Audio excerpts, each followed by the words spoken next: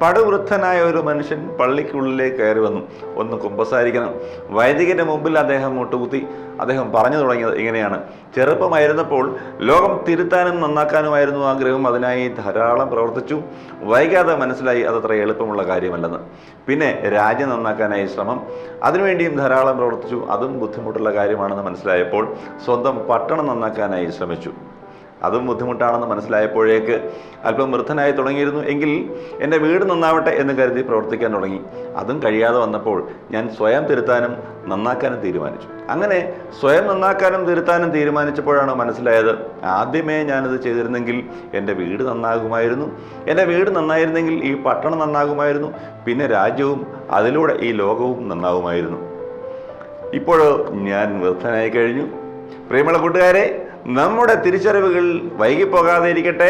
ഇന്നത്തെ ഞായർ പള്ളിക്കൂടം ആരംഭിക്കുന്നു. എല്ലാ കൂട്ടുകാർക്കും സ്വാഗതം.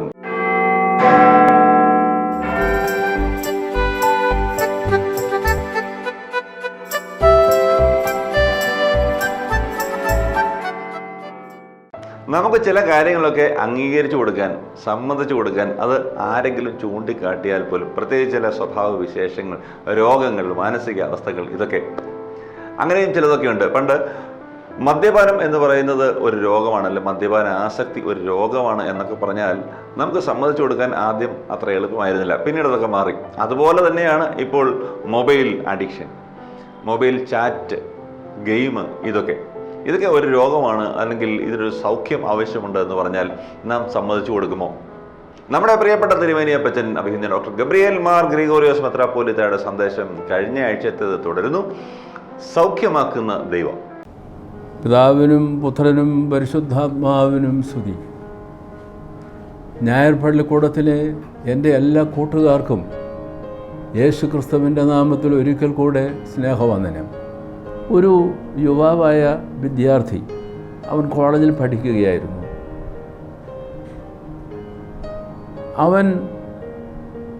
അവൻ്റെ കമ്പ്യൂട്ടറിന് അടിമയായി. അല്ലെങ്കിൽ ഇന്നത്തെ ഭാഷയിൽ അന്ന് അവൻ കമ്പ്യൂട്ടറാണ് കൂടുതൽ ഒരു ലാപ്ടോപ്പാണ് ഉപയോഗിച്ചിരുന്നത്. ഇന്ന് കൂടുതൽ ഉപയോഗിക്കുന്നത് നമുക്ക് അറിയാവുന്നതുപോലെ ഫോണാണ് ഉപയോഗിക്കുന്നത്. ഈ ഫോൺ ഉപയോഗിച്ചുകൊണ്ട് അവൻ സന്ധ്യയാകുമ്പോൾ അത്താഴമൂണ് കഴിഞ്ഞ് പുലർച്ചെ വരെ ഏതാണ്ട് ഒരു 2 മണി 3 മണി വരെ അവൻ്റെ കൂട്ടുകാരുമായി അവൻ സല്ലപിച്ചുകൊണ്ടിരിക്കും, ചാറ്റ് ചെയ്തുകൊണ്ടിരിക്കും. വേറെ ഒരു കുട്ടി, അവൻ തനിയാണ് ഒരു മുറിയിൽ താമസിക്കുന്നത്.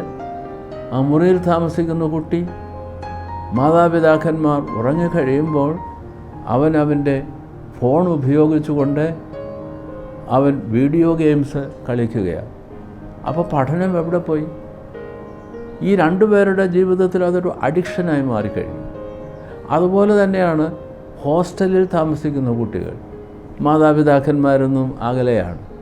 ഹോസ്റ്റലിൻ്റെ നിയമമനുസരിച്ച് ഫോൺ ഉപയോഗിക്കേണ്ട പ്രത്യേക സന്ദർഭത്തിൽ മാത്രമേ ഫോൺ ഉപയോഗിക്കാവൂ. അവരുടെ ഫോൺ അവരുടെ ഓഫീസിൽ ഏൽപ്പിച്ചിരിക്കണം. ഒരു കൃത്യമായ സമയത്ത് എന്നും മാതാപിതാക്കന്മാരുമായി ബന്ധപ്പെടുന്നതിന് ഫോൺ ഉപയോഗിക്കാൻ അനുവാദമുണ്ട്. അല്ലെങ്കിൽ അവരുടെ സ്നേഹിതരുമായി ബന്ധപ്പെടുവാൻ അതിന് കൃത്യസമയമുണ്ട്. പക്ഷേ ഒരു കുട്ടിക്ക് അത് പോരാ. അവൾക്ക് വേറൊരു ഫോൺ അവൾ രഹസ്യമായി സൂക്ഷിക്കുന്നു. എല്ലാവരും ഉറങ്ങിക്കഴിയുമ്പോൾ അവൾ രഹസ്യമായി ആ ഫോൺ ഉപയോഗിച്ച് അവൾക്ക് ഇഷ്ടപ്പെട്ടവരുമായി ചാറ്റ് ചെയ്യുകയാണ്, അല്ലെങ്കിൽ വീഡിയോ ഗെയിംസ് കളിക്കുകയാണ്. അതുകൊണ്ട് എന്തു പറ്റുന്നു? ഒരു പ്രൊഫഷണൽ കോഴ്സിന് ചേർന്നിരിക്കുന്ന ഈ 3 വിദ്യാർത്ഥികളും, അങ്ങനെ എത്രയോ വിദ്യാർത്ഥികൾ നമ്മൾ കാണുന്നുണ്ട്. അവർ അഡിക്റ്റഡായി. In a way they are possessed.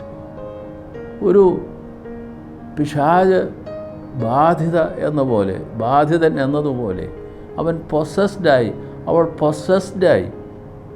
Evil spirit, by the evil spirit എന്നതുപോലെ അങ്ങനെ അഡിക്ഷൻസ് ഉണ്ടാകും. വീഡിയോ ഗെയിംസിന് അഡിക്ഷൻ, ചാറ്റിങ്ങിന് അഡിക്ഷൻ, അങ്ങനെയുള്ള കുഞ്ഞുങ്ങൾ തീർച്ചയായിട്ടും ദേ ആർ സിക്ക്, ദേ ആർ ഈൽ. നമ്മൾ തിരിച്ചറിയണം.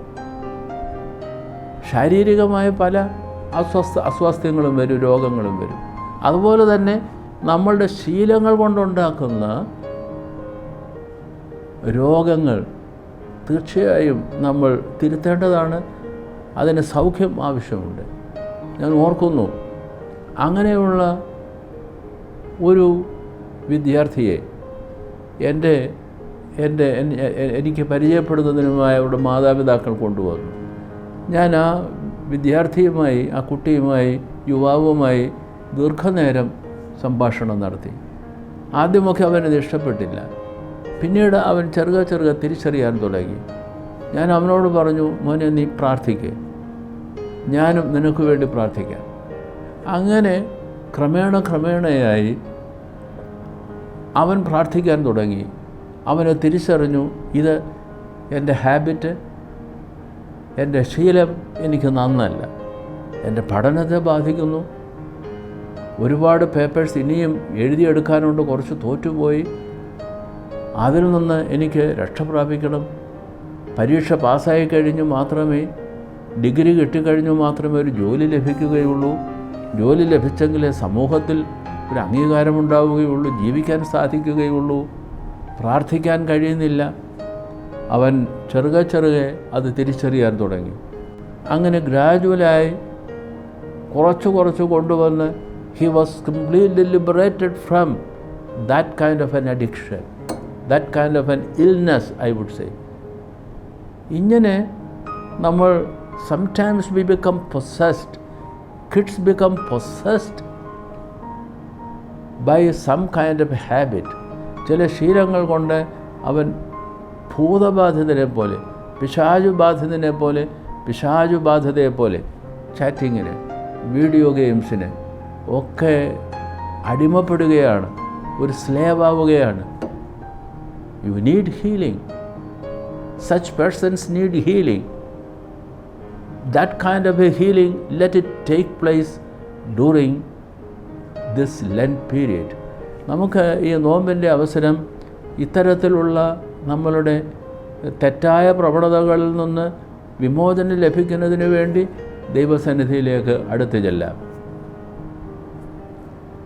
ഇന്നത്തെ ചിന്തയ്ക്ക് അടിസ്ഥാനമായി സ്വീകരിച്ചിരിക്കുന്ന വേദഭാഗങ്ങളിലൊന്ന് പരിശുദ്ധനായ പത്രോസ് അപ്പോസ്തലൻ പൊതുവിനെഴുതിയ 1-ാം ലേഖനം 2-ാം അധ്യായം 24-ാം വാക്യമാണ്. അവൻ്റെ അടിപ്പിണരുകളാൽ നിങ്ങൾക്ക് സൗഖ്യം ലഭിച്ചിരിക്കുന്നു. അവൻ്റെ അടിപ്പിണരുകളാൽ നിങ്ങൾക്ക് സൗഖ്യം ലഭിച്ചിരിക്കുന്നു. By his wounds you have been healed.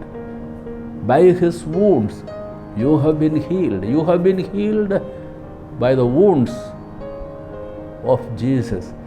യേശു ക്രിസ്തുവിൻ്റെ ക്രൂശാരോഹണ സന്ദർഭത്തിൽ അവനേറ്റ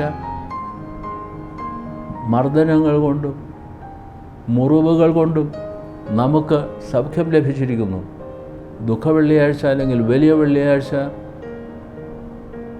വായിക്കുന്ന ഒരു ലേഖനഭാഗമാണ്, അതിലെ ഒരു വാക്യമാണ് ഞാനിവിടെ ഉദ്ധരിച്ചത്. 1 പത്രോസ് 2:24. By his wounds you have been healed. അവൻ്റെ അടിപ്പിണരുകളാൽ നിങ്ങൾക്ക് സൗഖ്യം ലഭിച്ചിരിക്കുന്നു. വലിയ നോമ്പിൽ ആവർത്തിച്ച് സൗഖ്യം നൽകുന്ന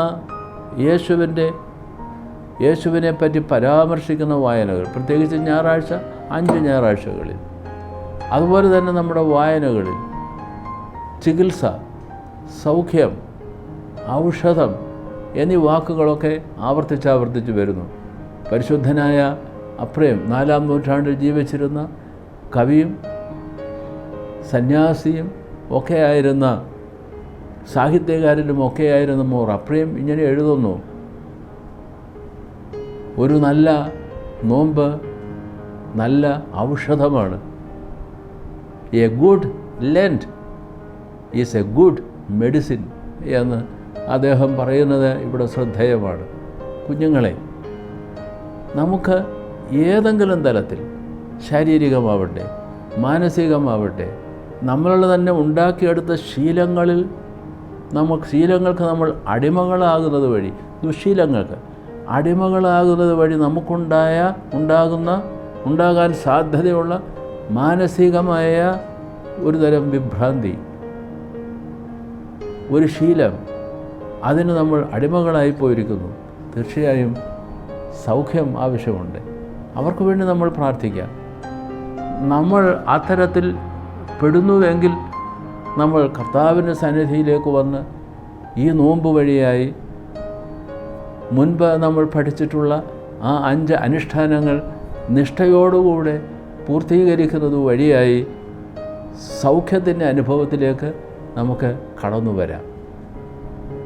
the healing God in Jesus നോമ്പിൽ നമ്മൾ കാണുന്ന ഏറ്റവും വലിയ അനുഭവമാണ്, അനുഗ്രഹമാണ് സൗഖ്യമാക്കുന്ന ദൈവത്തിൻ്റെ യേശുക്രിസ്തുവിലുള്ള സാന്നിധ്യം, സൗഖ്യമാക്കുന്ന ദൈവം.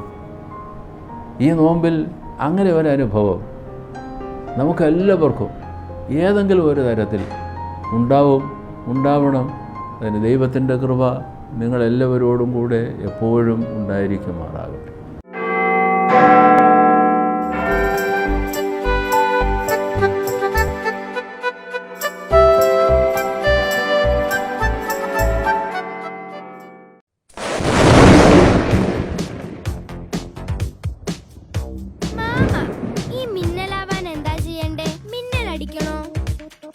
മിന്നലാവാനോ ജോസ്മോനെ?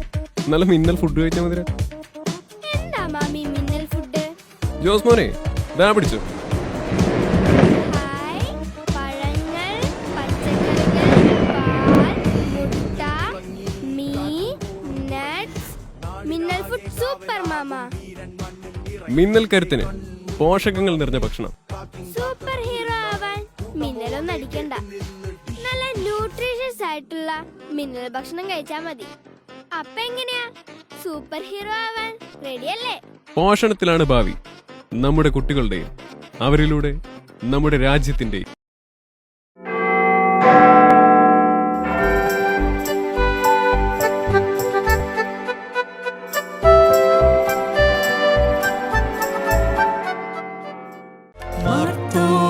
സിംഹാസനത്തിൽ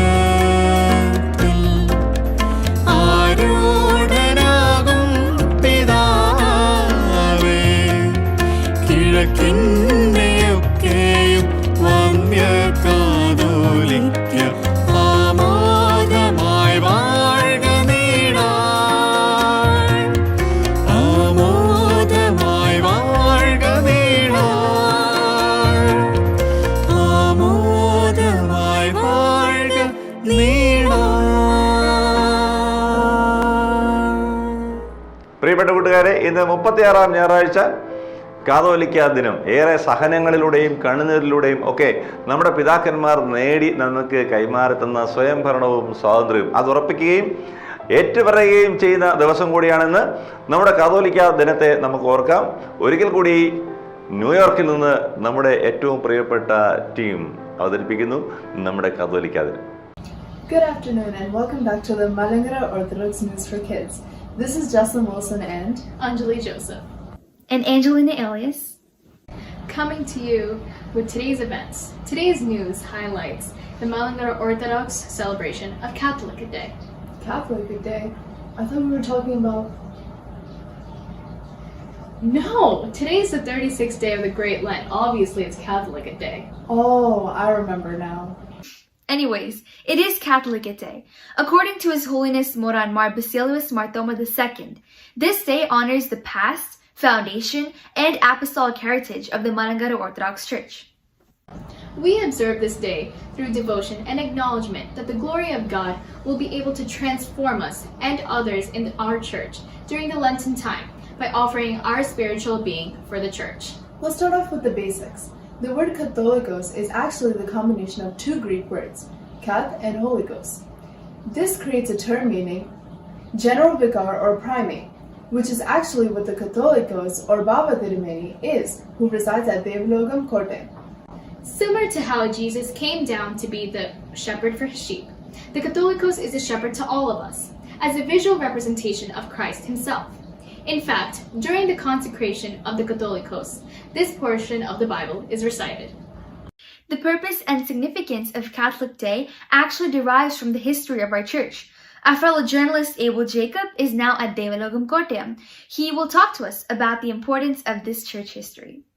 Thank you, Angelina. Right now, I am here at Pawdikkonam Trivandrum, and I just met Baba Tirumeni himself. I was walking through the many halls of Paramana Church and saw the many great pictures of our founding fathers and Tirumenis. I wanted to know more about the history and our story, so I asked a church official who's been working here for many years. He told me a very long history and story, so I'm going to shorten it up. Please bear with me. We all know that St. Thomas is the apostle of India, and he founded the Indian Christian faith and church in AD 52. We were originally known as St. Thomas Christians, and we also honor him for the sacrifices he made and all the things he did for the foundation of our church on this day. Until 1945, India and the whole church of St. Thomas he established was independent, growing, and prosperous. However, colonization from Portuguese made tensions between the Orthodox Church and the Roman Catholic beliefs. When they were given a choice to surrender their religion or die, many people abandoned the faith and tradition of Malankara Orthodox beliefs, but the St. Thomas Christians did not. They formed an oath called the Coon and Cross Oath, which said that them and their children would stand by our faith and not give it up under any circumstances to anyone. After many years, when the British missionaries came to colonize these places, all the devotees were helpless. They needed help and turned to an Antiochian patriarch. Eventually, this plan also backfired, and again, the Christians were in a crisis. I know all of you are in suspense right now, and I'm going to give it back to our reporters at the station to finish. What Abel said is all true. Saint Dionysius of Artasheret, also known as the sub-apostolate of our church, was a church father at the time. With all the tension that our faith was facing, Tirumeni decided at the synod it was best to relocate the Catholicate of the East from Seleucia and Tigris to Kerala, India, to be free from all harm. Ladies and gentlemen, this is what the Catholicate Day is. The relocation of the Catholicate from Tigris to our motherland. This day marks freedom from all tribulations, and each of us are accountable for preserving this knowledge and veneration to future generations. Our kids, their kids, and their kids should know what this day represents and symbolizes. Now we know the long history behind it, but what can we do? How do we implement this practice in our church? To answer this, we shall see another journalist, Abia Jacob, who will guide us through the exact process.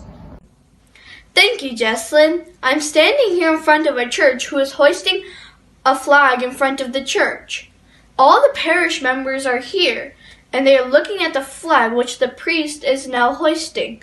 After this ceremony, we all go inside the church where the priest says an oath or pledge that marks our duties as Malankara Orthodox Christians. We speak of our obedience to the church, Catholicos, metropolitans, and other church leaders through service. Thank you, Abia. Now we know that this is a lot of information for an event that happens once a year, but it is extremely important that we abide by these practices because this is one of the many that makes me and you Malankara Orthodox Christians. This concludes tonight's news session of Malankara Orthodox News for Kids. Have a blessed Catholicate Day, everyone, and stay tuned at 1 p.m. next week for another informative message from your very own reporters from St. Gregorios Elmont. This is Angelina Alias, Anjali Joseph, Jocelyn Wilson, Abel Jacob, and Abia Jacob signing off for the afternoon. See you all next time!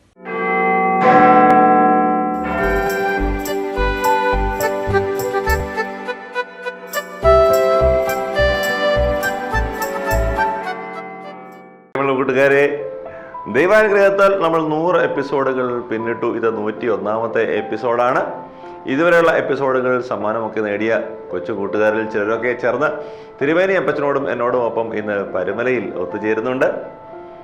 ഒപ്പം നമ്മുടെ സംസ്ഥാനത്തിൻ്റെ principal auditor ജനറലായിരിക്കുന്ന doctor Biju Jacob, OSSIയുടെ examination കൺട്രോളറായിരിക്കുന്ന വരുൺ ജോർജ് പണിക്കർ ഒക്കെ കൂടെയുണ്ട്. മാത്രമല്ല, ഞായർ പള്ളിക്കൂടത്തിൻ്റെ സാങ്കേതിക പ്രവർത്തകരും ഈ കൂട്ടത്തിൽ ഉണ്ട്. എല്ലാവരുമായി കൊച്ചു കൂട്ടുകാർ സംവദിക്കുകയും ഇക്കാര്യങ്ങളൊക്കെ ഗ്രിഗോറിയൻ ടിവിയിലും മാതാ മറിയം മീഡിയയിലും ലൈവായി 10 മണി മുതൽ കാണാൻ കഴിയുന്നതുമാണ്. അടുത്ത ആഴ്ച ഇതിൻ്റെ പ്രസക്ത ഭാഗങ്ങൾ നമ്മുടെ ഞായർ പള്ളിക്കൂടത്തിലും ഉണ്ടാകും. അടുത്ത ആഴ്ചത്തെ എപ്പിസോഡിൽ പുതിയ ചോദ്യോത്തര പരമ്പരകളെക്കുറിച്ചും അനൗൺസ് ചെയ്യുന്നുണ്ട്. അതുകൊണ്ട് കൂട്ടുകാർ ഒരു എപ്പിസോഡ് മുടങ്ങാതെ കാണാൻ ശ്രമിക്കുക. അങ്ങനെ ഞായർ പള്ളിക്കൂടത്തിൻ്റെ ഇന്നത്തെ സമയവും അവസാനിക്കുകയാണ്. ഈ എപ്പിസോഡ് നിങ്ങൾക്ക് ഇഷ്ടമായി എന്ന് കരുതട്ടെ. നിങ്ങളുടെ വേറിയ അഭിപ്രായങ്ങളും നിർദ്ദേശങ്ങളും ഈ സ്ക്രീനിൽ കാണുന്ന ഇമെയിൽ വിലാസത്തിലേക്ക് അയയ്ക്കുക.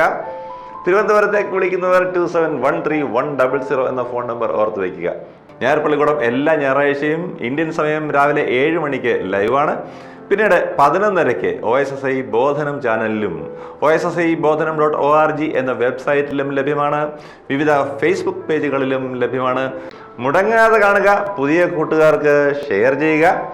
അടുത്ത ആഴ്ച കാണാൻ ആഗ്രഹിച്ചുകൊണ്ട് ചാച്ചൻ സന്തോഷ് ഇന്ന് ബൈ പറയുന്നു. എല്ലാ കൂട്ടുകാരെയും ദൈവം അനുഗ്രഹിക്കട്ടെ.